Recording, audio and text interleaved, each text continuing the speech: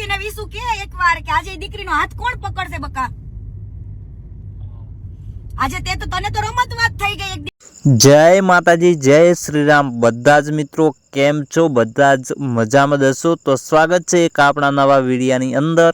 અને હજુ સુધી આપણી ચેનલમાં નવા આવ્યા છો અને ચેનલને સબસ્ક્રાઈબ નથી કરી તો આપણી ચેનલને તમે કરી નાખો મિત્રો ફટાફટ સબસ્ક્રાઈબ।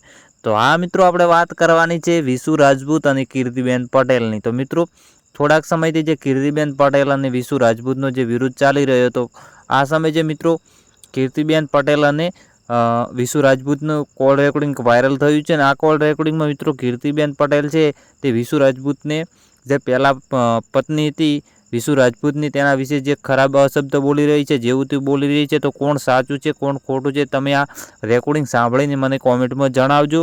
અને જે વિસુ રાજપૂત છે આપણા, તેમને કીર્તિબેન પટેલ સામે માફી માંગી લીધી છે। આ બધું કોલ રેકોર્ડિંગ તમને આગળ સંભળાવીશું। તો ચેનલમાં નવા આવે તો ચેનલને સબસ્ક્રાઈબ કરી નાખો। પહેલાં રેકોર્ડિંગ સાંભળો। તારા દિલ ઉપર હાથ મૂકીને વિસુ કે એકવાર કે આજે દીકરીનો હાથ કોણ પકડશે બકા? આજે તે તો તને તો રમત વાત થઈ ગઈ એક દીકરીની ઇજ્જત ઉછાળતા, બરાબર? તો કાલ સવારે નો હાથ કોણ પકડશે? તો વિચાર કર, છોકરાને બીજી મળી રહ્યો, છોકરીઓને ખટારા સિવાય રાંડ સિવાય કોઈ બોલાવતું નથી હો। અને દીકરીઓ તો કેવાય નામથી બદનામ છે, છોકરીઓ તો કદાચ 17 દાન હારી હોય ને કદાચ 3 ઘર બદલાય હોય ને તો એમ કે દીકરીનો જ ફોલ્ટ હશે।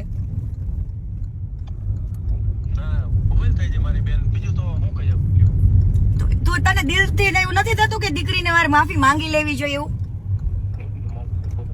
બેન જો આપણું હું તમને આપણે હે ને તમે કયો ને એ જગ્યાએ તમ તારે હું મળવા આવું અથવા તમે આ ગૌતમભાઈ કે તો અહીંયા આવું, હું તમ તારે રૂબરૂ એ ઉભી છે ને હું એની માફી માંગી લઈશ બેન। એવું નથી કેતી, સોશિયલ મીડિયામાં તે ચકાયું તું, તને નડવા આવી ક્યાંય? ઈ તને નડવા આવી આજ દિવસ સુધીનો રેકોર્ડ બતાવી કે દીકરીએ તને ઊંચા અવાજે વાત કરી હોય તો હાલ?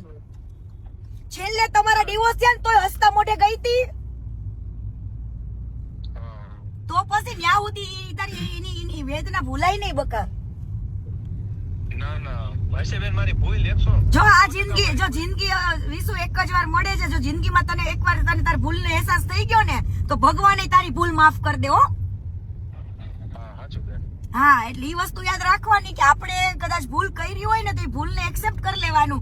કઈ ભૂલ એક્સેપ્ટ કરવાથી કોઈ માણસ નાનો નથી થઈ જતો।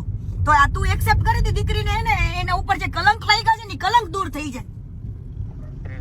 કાલ સવારે એને બીજું ઘર વસાવવું હોય તો વસાવે, અત્યારે એને હાથ કોઈ જાળવા વાળું નથી વિસુ। આમાં કીર્તિબેનને કોઈ સ્વાર્થ નથી, દીકરીનું સારું કરવાનું, બાકી તારી પાસે 5 રૂપિયા પડાવવા એવું એમની ભાવના નથી। ના સેજઈને હો, બિલકુલ નહીં।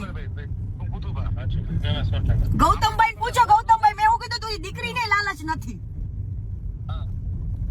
ખાલી એને એની જે ઇજ્જત ગઈ છે ને ઇજ્જત તું એને પાછી દઈ દે, બસ ખાલી બોલીને।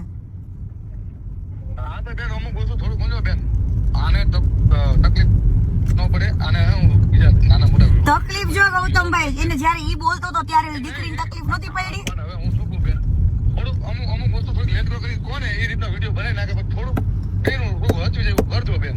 બીજું અમે શું કહેવાય, વિનાશ ભૂલ થઈ જાય એ થઈ જાય બેન। અને વિસુને તો કદાચ ખોટું લાગે કે લોભે લાગે, પણ આગળ જતા ઈ દીકરીની વેદના અને વેલ્યુ એને સમજાશે કે દીકરી હારી હતી, બરાબર? વિસુ તને નો યાદ આવે ને કીર્તિ પટેલના શબ્દ લખી રાખજે બકા, તે તો હજુ કાજ। તો મિત્રો તમને શું લાગે છે તો કોમેન્ટની અંદર જરૂરથી જણાવજો। અને હજુ સુધી આપણી યુટ્યુબ ચેનલમાં નવા આવ્યા છો, ચેનલને સબસ્ક્રાઈબ નથી કરી તો ચેનલને સબસ્ક્રાઈબ કરીને